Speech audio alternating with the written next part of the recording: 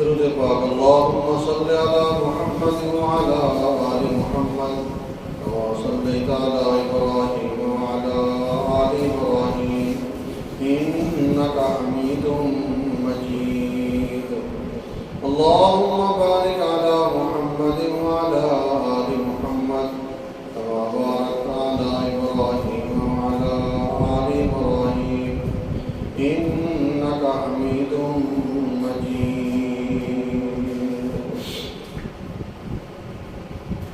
واجب الاحترام معزز سامعین حضرات،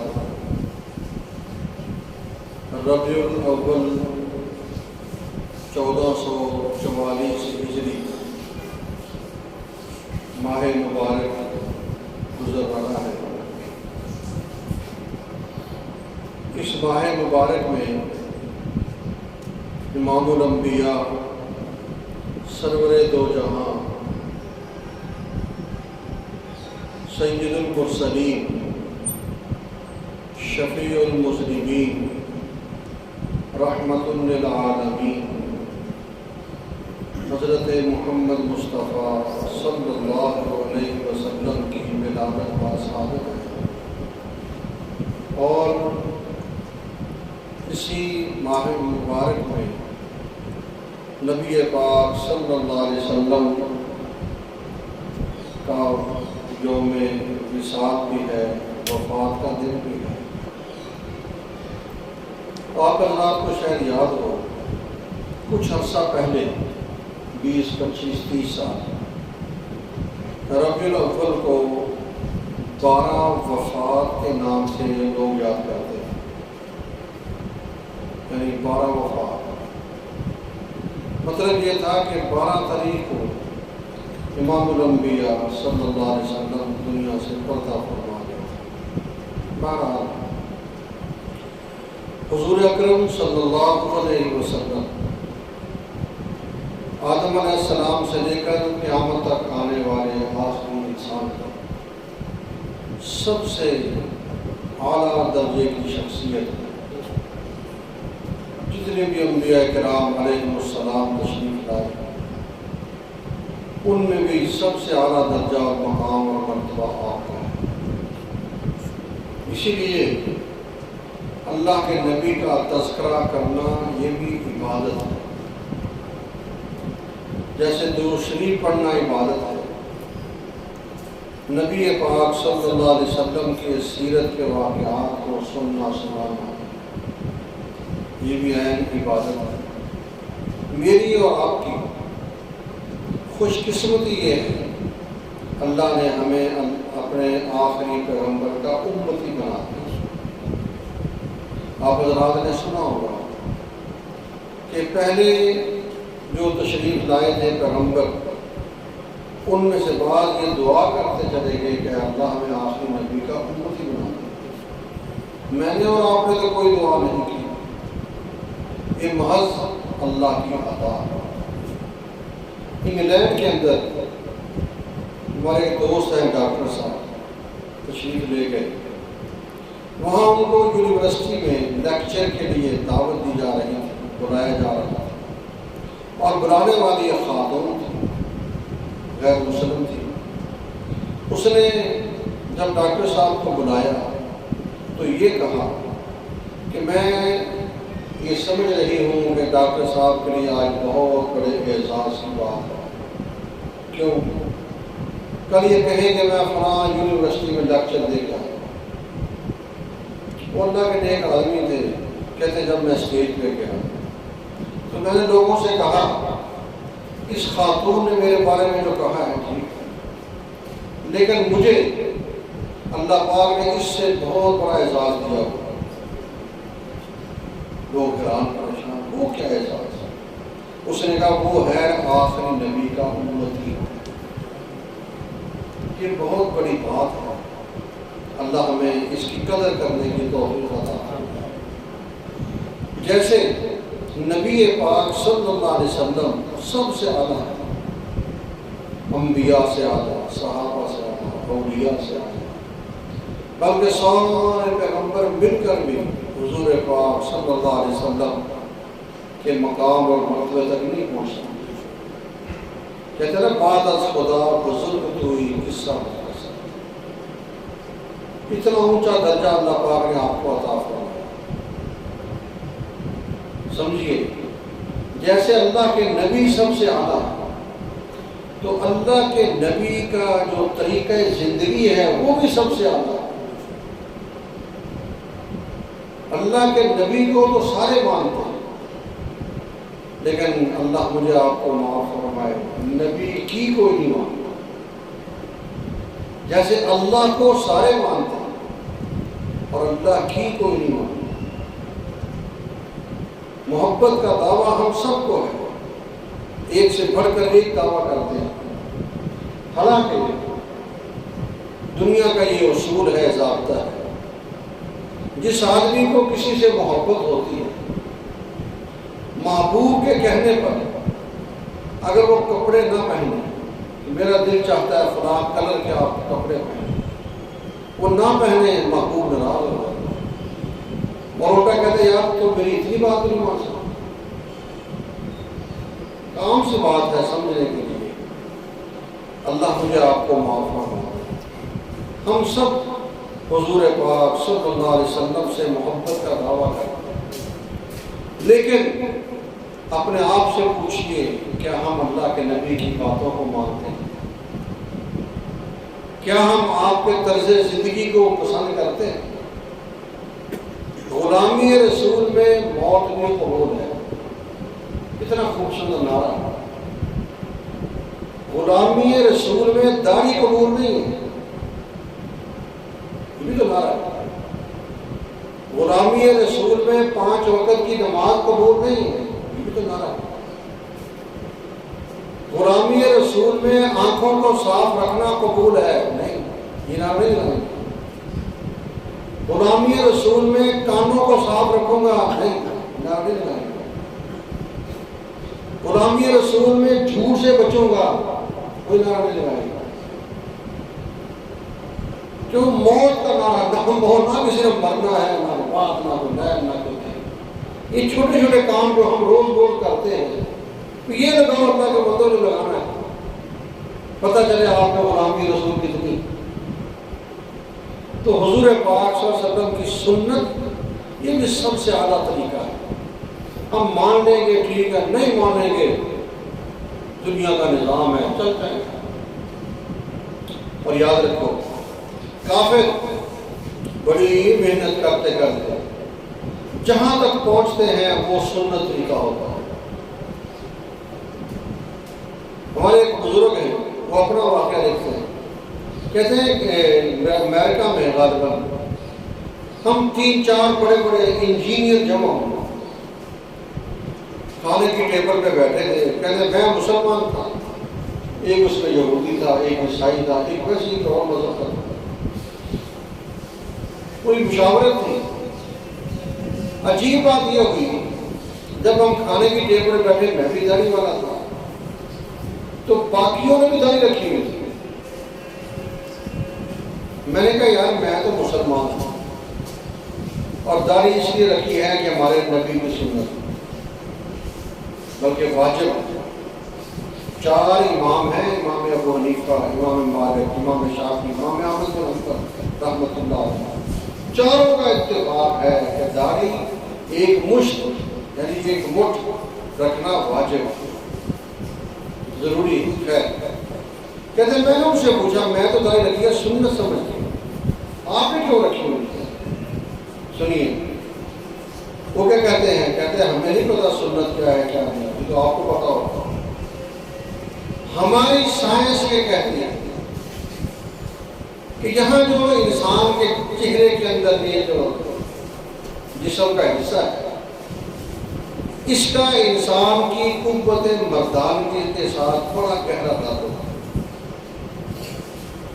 اگر ایک آدمی داڑھی شیو کرتا ہے, پھر اس کا بچہ, پھر اس کا پوتا, پھر آگے 7 نسلیں اگر یہ کام کرتی رہی, داڑھی شیو کرتی رہی, 8ویں نسل میں جو بچے پیدا ہوئے وہ خسرے پیدا ہوئے. آسان لفظ میں یہ ان میں قوت مردانگی نہیں ہوتی. کہتے جب ہم نے سائنس کی یہ تحقیق پڑھی اسی وقت ہم نے فیصلہ کیا کہ بھئی ہم نے تو دعوت اٹھانی تاکہ ہمارے بچے تو مرد پیدا ہوگا، آگے ان کے بچے دیکھا جائے گا۔ یعنی مقصد یہ ہے کہ کافر اپنی سائنس کی وجہ سے جہاں گئے اور وہ اللہ کے نبی کی سنت۔ کہتے ہیں ہندوستان میں ایک کالج کے اندر میڈیکل کالج تھا، وہاں پر ایک تجربہ ہوا کہ آدمی جب قضائے حاجت کرتا ہے اس کے بعد استنجا کرتا ہے تو استنجے کے اندر کون سی وہ چیز استعمال کرے کہ جس کے بعد اس کے سارے جراثیم ختم ہو۔ بڑے بڑے لوگوں نے تجربے کیے، انہوں نے کہا تجربے کر کے پھر بعد میں ٹیسٹ بھی ہوتا تھا جراثیم ہیں کہ نہیں۔ ایک ہندو وہ بڑا خوش کالج سے باہر نکلا، کسی مسلمان سے ملا، اس نے کہا خیریت؟ اس نے کہا میرا تجربہ کامیاب ہوا۔ کیا تجربہ؟ اس نے کہا یہ تجربہ کرنا تھا کہ قضائے حاجت کے بعد استنجا کرنے کا کوئی ایسا طریقہ بتاؤ کہ جس میں انسان کے سارے جراثیم ختم ہو۔ تو پھر کہتا میں نے وہ تجربہ کر لیا۔ وہ کیا؟ اس نے کہا وہ یہ ہے کہ پہلے مٹی استعمال کرو، پھر بعد میں پانی سے استنجا کرو، سارے جراثیم ختم ہو گئے۔ مسلمان نے کہا یہ بات ہے؟ اس نے کہا ہاں۔ اس نے کہا ادھر آ۔ اس نے حدیث کو لی اور یہی استنجے کا طریقہ حدیث میں موجود ہے کہ اگر انسان کے پاس ایسی جگہ ہوں پہلے وہ مٹی سے استنجا کرے پھر پانی استعمال کرے۔ جب اس کو حدیث دکھائی وہ حیران ہو، کہتے یار یہ بات میں تو آج تلاش کر رہا ہوں، یہاں پہنچا ہوں، آپ کے پیغمبر 1400 سال پہلے کہہ کے چلے گئے۔ اس نے کہا ہاں دیکھو۔ جب اس نے یہ بات پڑھی سنی، اس نے اسی وقت کہا یہ مجھے مذہب قبول کراؤ، میں بھی مسلمان ہوں۔ اس بات کی وجہ سے مسلمان ہوں۔ میں نے پچھلے دن ایک بڑا عجیب واقعہ سنا۔ قرآن پاک کی ایک آیت ہے، 18واں پارہ ہے، توجہ کرے ذرا۔ اللہ پاک نے ارشاد فرمایا ہے او کظلمات فی بحر لجی یغشاہ موج من فوقہ موج سحاب ظلمات۔ یہ سورہ نور آیت نمبر 40۔ ایک جہاز کا پائلٹ تھا عیسائی، بلکہ غیر مذہب تھا۔ وہ جو قرآن پاک پڑھتے پڑھتے یہاں پہنچا، یہ قرآن پاک کی آیت کی بتاتی ہے، توجہ کریں آپ کو بات سمجھ آئے گی، کہ جب آسمان پر بادل ہوں اس وقت سمندر کا جو پانی ہوتا ہے اس میں بہت اندھیرا ہوتا ہے۔ قدرتی بات ہے، یعنی اوپر بادل ہے اور نیچے سمندر کے پانی میں اندھیرا ہی اندھیرا، اور اتنا اندھیرا ہوتا ہے کہ بندہ پانی میں جا کے کچھ دیکھ بھی نہیں لگتا۔ اللہ تعالیٰ نے قرآن پاک میں اس چیز کو ذکر کیا ہے کافروں کے بارے میں، فرمایا کہ جیسے پانی کی موج پر موج ہے، موج اوپر بادل ہے، تو یہ ظلمات بعضھا فوق بعض، اندھیرا ہی اندھیرا ہے۔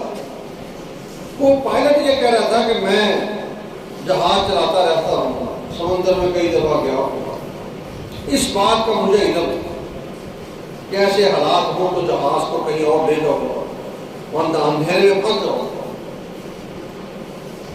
کہتے جب میں نے یہ پڑھا، توجہ کریں، تو میرے دل میں آیا کہ ان جو مسلمانوں کے پیغمبر ہیں محمد الرسول اللہ صلی اللہ علیہ وسلم، لگتا ہے یہ بہت بڑے کوئی کیا کہتے ہیں تیراکی کرنے والے ہیں، سمندر میں بڑے سفر کیے تھے، کہ جنہوں نے یہ بات سمجھائی ہے کہ جب سمندر پر بادل آ جائیں اندھیرا ہی اندھیرا ہو، وہ یہ سمجھ کے آیت پڑھ کے اگر سوچا کہ اللہ کے جو نبی ہے وہ لگتا ہے بڑے سمندر میں سفر کیا، تو ایک مسلمان عالم سے ملا کہ آپ کے جو پیغمبر ہیں کیا وہ سمندر میں سفر کرتے ہیں؟ تو میں کہ اللہ کے نبی نے تو زندگی میں ایک مرتبہ بھی سمندر کا سفر نہیں کیا۔ تو کیا کہہ رہے ہیں؟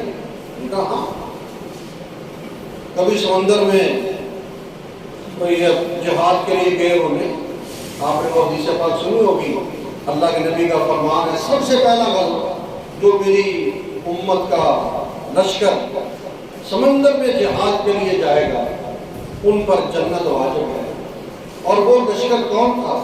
وہ امیر معاویہ رضی اللہ تعالیٰ عنہ، ان کی قیادت میں جنگ لڑنے کے لیے قسطنطنیہ پہ گیا تھا سمندر کے لیے۔ اس نے کہا آپ کہتے ہیں ہمارے پیغمبر نے کوئی سفر نہیں کی، یہ کیا ہے؟ اس نے کہا یہ تو مجھے نہیں پتا، آپ جانتے ہیں بہتر۔ تو اس نے فوراً کہا پھر لگتا ہے یہ آپ کے پیغمبر کی کتاب نہیں، فرمایا نہیں تو اللہ کی کتاب ہے، اللہ نے اپنے پیغمبر پہ اتاری ہے، پیغمبر کی کتاب نہیں۔ یہ کہنے کے لیے اس نے کہا جس ہستی کا یہ علم ہے، یہ علم بہت بڑی بات ہے، اور اسی بات کو پڑھ کر وہ اللہ کا بندہ مسلمان ہو گیا۔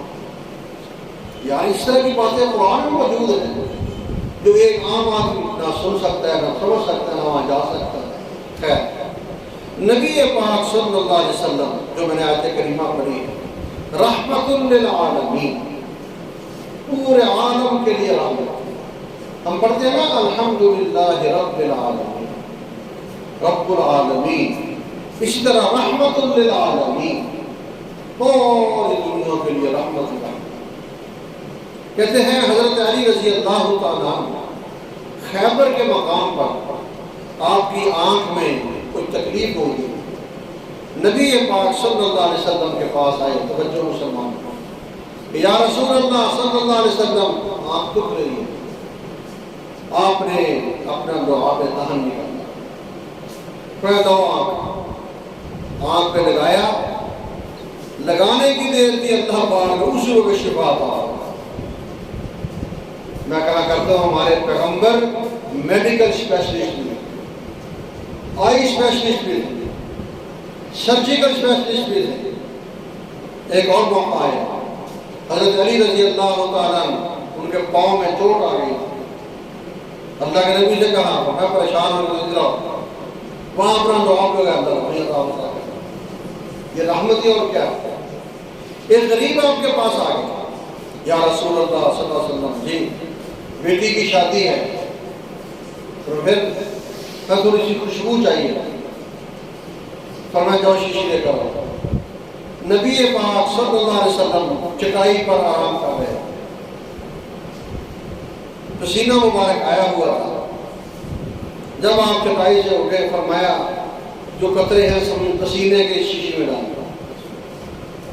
کہتے وہ قطرے شیشی پسینے کے شیشی میں ڈال کے لے گیا، اور ایسی خوشبو، اور یہ حدیث میں آتا ہے اللہ کے نبی صلی اللہ علیہ وسلم جس راستے سے گزرتے اس راستے سے خوشبو آئے۔ صحابہ کہتے ہیں ہم خوشبو سونگ کر پہچان لیتے تھے کہ اللہ کے نبی ادھر گئے، یعنی اس طرح آپ کا پسینہ مبارک تھا۔ کہتے وہ صحابی جب خوشبو گھر لے گئے تو ان کے گھر سے خوشبو مہکنا شروع ہو، پسینے کی وجہ سے ان کے گھر کا نام ہو گیا خوشبو والا گھر، مدینے میں مشہور ہو گیا۔ حضرت انس رضی اللہ تعالیٰ توجہ کیجیے، نبی پاک صلی اللہ علیہ وسلم کی دعوت ہوئی، آپ تشریف لے گئے، کھانا کھا لیا، ہاتھ صاف کر رہے ہیں، تولیہ آ گیا، ہاتھ صاف کر لیا۔ حضرت انس کہتے ہیں کہ اللہ کے نبی کے ہاتھ جب سے میرے تولیے کو لگے، فرمایا اس کے بعد میں نے اس تولیے کو دھونا چھوڑ دیا۔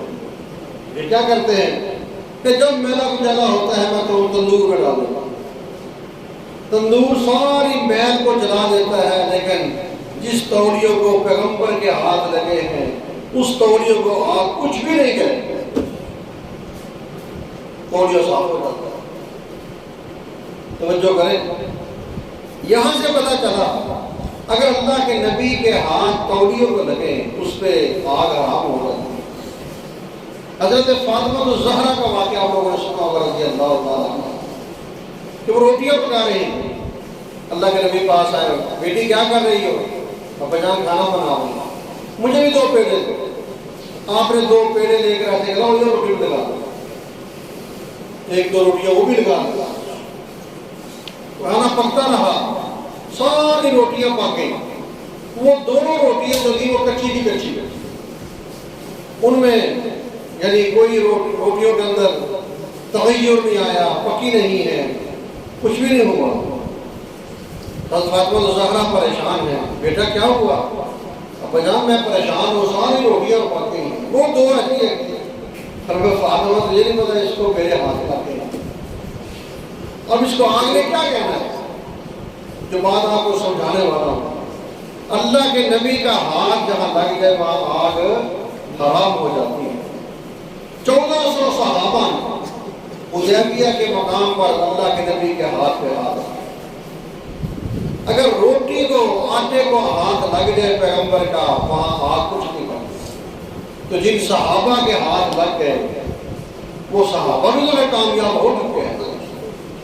اور اما عائشہ صدیقہ رضی اللہ تعالیٰ عنہ، باقی ازواج مطہرات جنہوں نے پوری زندگی اللہ کے نبی کے ساتھ گزاری، ان کے بارے میں کیا کہیں؟ اور آج اللہ میرے آپ کے ایمان کی حفاظت فرمائے۔ صحابہ کے بارے میں لوگ عجیب طرح کے جملے بولتے ہیں، میں آپ کو فکر مند کروں گا، اگر ہماری ماں کو کوئی برا بھلا کہے اس کے ساتھ ہم بائیکاٹ کر دیتے ہیں۔ تو صحابہ کے بارے میں اگر کوئی زبان درازی کرے، اگر میرے اندر آپ کے اندر ایمان کی رتی موجود ہے تو ہمیں ان کے ساتھ جو بائیکاٹ کر دینا چاہیے کہ یا تو صحابہ کے بارے میں زبان کھولتا ہے، وہاں کوئی چوچا نہیں ہونی چاہیے کہ ہم کیا کریں۔ نہیں، اگر تیرے اندر اپنے باپ کی غیرت موجود ہے، اپنی ماں کی غیرت موجود ہے، اپنی بیٹی، اپنی بہن، اپنی بیوی کی غیرت موجود ہے، تو اما عائشہ صدیقہ کی غیرت کیوں موجود ہے؟ اللہ کے نبی کے صحابہ کی غیرت کیوں موجود ہے؟ ان سے انسان کا خاص ہو جائے، اور یہ قرآن کا فیصلہ ہے۔ اشداء علی الکفار رحماء بینہم، جن کے دلوں میں صحابہ کا بغض ہے، میرا ان کا کیا رشتہ ہے، آپ کا ان کا کیا رشتہ ہے؟ اللہ کے نبی صلی اللہ علیہ وسلم کو جنازے کے لیے بلایا گیا، آپ جب قریب تشریف لائے، میں اس کا جنازہ نہیں پڑھاتا۔ حضرت کیوں؟ فرمایا یہ آدمی جس کے دل میں عثمان غنی کا بغض تھا، یہ عثمان سے بغض رکھتا تھا، لہذا میں اس کا جنازہ نہیں پڑھاتا۔ پیغمبر کی شریعت ہے جو رحمت للعالمین، صرف مجھے آپ کو سمجھانے کے لیے کہتے ہیں۔ ایک دفعہ عجیب بات ہے، یہ اللہ کے نبی صلی اللہ علیہ وسلم بیٹھے ہوئے تھے، آپ کے جو باورچی تھے حضرت عبید رضی اللہ تعالیٰ، جاؤ یار بکرا ذبح کرو اور اس کی ران لے کر آؤ۔ ذبح کیا، ران کو بھون کے لے آئے۔ صحابہ بیٹھے تھے، جب فارغ ہوئے میں دوسری بھی لے آؤ، ایک اور لے کر آؤ، وہ ایک اور لے کے آ گئے، توجہ، پھر آپ نے فرمایا ایک اور لے کر آؤ۔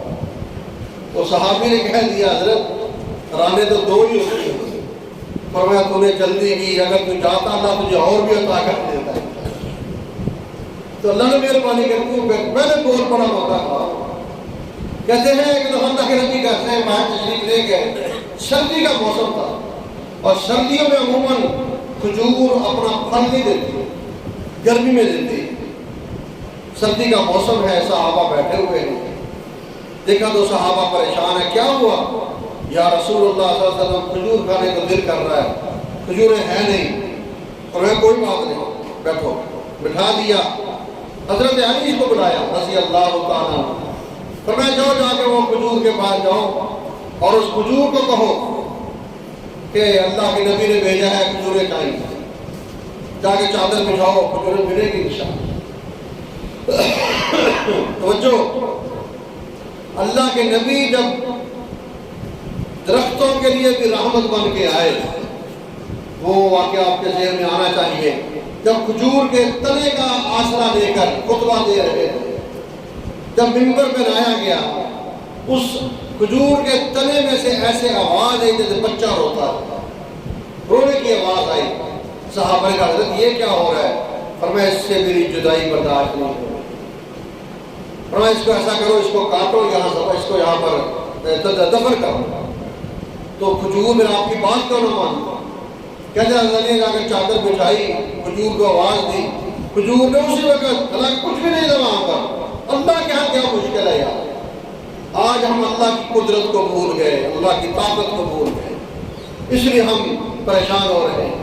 اسی وقت کھجوریں بھی گرنا شروع ہو گئی اور چادر بھر کے لے لو حضرت کھجوریں آ گئی۔ توجہ کریں آخری بات، حضرت سلمان فارسی رضی اللہ تعالیٰ، یہ پہلے آتش پرست تھے، آگ کی پوجا کرتے تھے، ان کے والد بہت بڑے مالدار تھے۔ وہ اس اپنے بچے کو گھر سے باہر ہی نکلنے دیتے تھے، ایک ہی بیٹا تھا لیکن تھے بڑے ذہین۔ ایک دن ابا جی نے اس کو گھر سے بھیجا، جاؤ بیٹا آج آپ کھیتی باڑی ہے وہاں چکر لگا کے چلے گئے۔ مختصر آپ کو سناتا ہوں، جب واپس آئے وہاں راستے میں گئے تو راستے میں ایک عیسائی راہب اپنی عبادت کر رہا تھا، لوگ وہاں نماز عیسائی پڑھ رہے تھے۔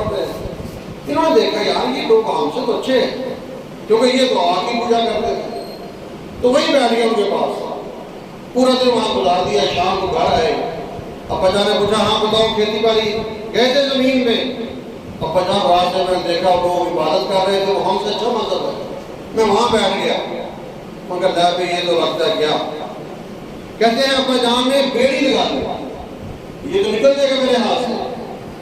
لوگ آتے جاتے تھے، لوگوں سے کہا، پوچھا کہ جو عیسائی ہیں ان کا بڑا کہاں ہے عبادت خانہ؟ کوئی شام کے اندر ہے۔ کہہ دیا جب کوئی شام سے کافر آئے تو مجھے بھی ساتھ لیتا ہے۔ چند تھوڑے عرصے بعد کافر آ گیا شام سے، ان کو اطلاع دی، گھر سے بیڑیاں توڑ کے کافرے کے ساتھ چلا۔ والد بیٹھا ہوا ہے، کہتا بیٹھا ہے میں مذہب اختیار کرنا۔ اس وقت اسلام ابھی آیا نہیں تھا، نبی پاک صلی اللہ علیہ وسلم پیدا ہو چکے تھے لیکن ابھی اسلام کا اعلان نہیں ہوا تھا، اعلان نبوت۔ شام چلے گئے، وہاں جا کے جو بڑا عبادت خانہ تھا ان کا اسے راہب سے ملے، پادری سے اس کے پاس بیٹھے۔ قصہ مختصر، 3-4 دفعہ ایسا ہوا اور ان کی بہت لمبی عمر ہے، 250 سال ان کی عمر ہوئی تھی سلمان فارسی رضی اللہ تعالیٰ۔ کہتے ہیں ایک فوت ہوا تو دوسرے کے بعد وہ فوت ہوا، تیسرے کے بعد وہ فوت ہوا، چوتھے 3-4 راہبوں کے بعد گزارا ایک ٹائم۔ چوتھے نے میں یہ کہا تھا سلمان کوئی بندہ ایسا نہیں جس کو جو اس کے پاس بھیجوں، ہاں ایک بات یاد رکھو، آخری نبی آنے والے ہیں، ان کو تلاش کرو، اگر وہ مل گئے تو کلمہ پڑھ لو۔ اس کی نشانیاں ہیں 2-3۔ پہلی نشانی یہ ہے کہ وہ ہجرت کریں گے تو کھجوروں کا علاقہ ہے وہاں کا، اور دوسرا یہ ہے کہ وہ صدقہ قبول نہیں کرتے، ہدیہ قبول کرتے ہیں۔ یہ باتیں ان کو بتائی بطور کیا کہتے ہیں نشانیوں کے۔ اور تیسرا یہ ہے کہ ان کے دونوں کندھوں کے درمیان مہر نبوت ہو۔ حضرت سلمان فارسی کے باہر رہتے رہتے کچھ گائے بکریاں پالتی تھی، قافلہ آیا ادھر مکہ سے گیا مدینہ سے، پوچھا کہاں سے آئے ہو؟ یہودی تھے وہ لوگ، ہم مدینہ سے آئے ہیں، مجھے وہاں لے جاؤ۔ آخری نبی وہاں آئیں گے، کہتے ہیں پتہ نہیں آئیں گے، تو کہتا لے جاتے ہیں یار، مجھے آخری نبی کا راستہ بتا دو، میں سارا اپنا مال دولت سب کچھ آپ کو دیتا ہوں۔ انہوں نے قبضہ کر لیا، دے آئے ان کو۔ وہ ایسے ظالم تھے جہاں ہم واقعات سنتے ہیں، ان ظالموں نے بجائے آ کے ان کو راستہ بتاتے، ان کو ایک یہودی کے پاس بطور غلام بیچ دیا۔ چلو یہ ہم آپ اس کو بیچتے، ان کو نہیں پتا میرا سودا ہو رہا۔ خیر اس نے خرید لیا۔ جب اس نے کہا میرے غلام ہو، اس نے کہا میں غلام، میں شہزادہ۔ اس نے کہا تو چپ کرو، میں نے خریدا تجھے۔ چپ ہو گئے، اس کے پاس رہتے رہے۔ وہ کہتے ہیں جب مجھے درخت کے اوپر بھیجا کام کے لیے، نیچے وہ دونوں اللہ کے نبی کی بات کر رہے ہیں۔ وہ یار وہ مدینے میں اللہ کا ایک محمد آیا ہے صلی اللہ علیہ وسلم، لوگ اس کے قریب ہو رہے ہیں۔ کہتا میں نے جب یہ بات سنی میں کہتا اس کے میں تلاش میں تھا، کہتا میں جلدی وہاں فارغ ہوا اور بہانے سے وہاں پہنچا۔ توجہ، نبی پاک صلی اللہ علیہ وسلم اس وقت کہتے ہیں کہ جنت البقیع قبرستان میں تھے۔ میں گیا تو پہلے تو میں نے جا کے تھوڑا سا جو میرے پاس سامان تھا بطور صدقہ، حضرت یہ قبول کرے، میں صدقہ قبول نہیں کرتا۔ کہتے ہیں ہاں یہ نبی ہے۔ پھر اگلے دن میں نے کہا یہ ہدیہ ہے، ہاں یہ قبول ہے۔ تیسری نشانی وہ تھی جو مہر نبوت، کہتے ہیں اللہ کے نبی صلی اللہ علیہ وسلم جان گئے تھے کہ یہ بیچارہ حق کا متلاشی ہے. ہوا کپڑا ہلا, اسے موڑے نبوت دیکھتے, ہاں یہ تو نبی ہے. اس نے کہا حضرت میں آپ کو ملنا چاہتا تھا, ملاقات ہوگی, مجھے کلمہ پڑھائیں. آپ کہاں ہوتے ہیں؟ میں فلاں یہودی کا ملا ہوں. فرمایا آپ آزاد ہو کے آ جائیں. اس نے جا کے مالک سے بات کی, مجھے آزاد کرو. اس نے کہا ہاں آزاد کرتا ہوں. یہ سب جو آپ کو جملہ سنانا تھا, 300 کھجور مجھے دو, اور کھجور بھی وہ جو پھل دینے والی ہو, اور ساتھ اس میں 40 اوقیہ سونا, 2-4 توڑے کی بات نہیں, کئی کلو بنتا ہے, یہ سونا مجھے لا کے دو, پھر آپ آزاد ہیں. اللہ کے نبی کے پاس آیا, حضرت یہ اس نے حضرت کوئی ٹینشن نہیں ہے, جو جا کے اس صحابی کا وہاں جا زمین ہموار کرو, میں کھجوریں لگانے آ رہا. نبی پاک صلی اللہ علیہ وسلم خود گئے, کھجوریں لگانے شروع کر دی. کہتے ہیں ابھی 2-4 دن بھی گزرے تھے, ہے کھجور کے درخت اور پھل آنا شروع ہو گیا. چند دنوں میں اس مالک سے کہا آؤ کھجوریں پوری کرو. جب اس نے گنتی کی تو 250 کھجور کا درخت, 50 کم تھے. یہ کیا ہوا؟ صحابہ نے کہا جی 50 درخت ہم نے لگائے تھے, آپ نے کیوں لگائے تھے؟ اللہ کے نبی نے کہا وہ پھیر دو. وہ 50 پھر اللہ کے نبی نے لگائے. پھر انہوں نے کھجور درخت پھل دینا شروع کر دیا. اس نے کہا سونا, میں کوئی ٹینشن کی بات نہیں. ایک صحابی آئے اتنا سونا لے کر, انڈے جتنا, یا رسول اللہ یہ آپ کے لیے ہدیہ ہے, پہن لاؤ, اس کو کپڑے میں ڈال دو, اور اسی طرح جا کے اپنے مالک کو دو, انشاءاللہ تولے گا تو جو اس کی ڈیمانڈ ہے اللہ پوری کر دے. یہ اللہ کے نبی کے ہاتھوں میں تھی برکات, معجزات جنہیں کہا جاتا ہے. آج اسی نبی کا ہم تذکرہ کر رہے ہیں, اور اصل تذکرہ یہ ہے ہم اپنا سر کے بالوں سے لے کر پاؤں کے ناخن تک اپنی وضع قضا, اپنا جسم, اپنا لباس, اپنا رہن سہن اللہ کے نبی جیسا بنا لیں. پھر ہمیں چڑیاں لگانے کی بھی ضرورت نہیں, لاٹیں لگانے کی بھی ضرورت نہیں. انسان چلتا جائے گا, محمد الرسول اللہ کا سپاہی نظر آئے گا. اور اگر آدمی نماز نہیں پڑھتا, اگر آدمی نبی کی شکل قبول نہیں کرتا, اگر آدمی سچ نہیں بولتا, اگر آدمی فرار کرتا ہے, وعدہ خلافی کرتا ہے, میں کہتا ہوں 4 ارب روپے کی چڑیا لگا لے, اللہ کے ہاں 0. فیصلہ تیرے عمل نے کرنا ہے, تیرے اندر اللہ کے نبی کی محبت ہے کہ نہیں, یہ فیصلہ تیرا میرا عمل کرے گا. اللہ ہمیں سچی محبت نصیب فرمائے. وما علینا الا البلاغ المبین.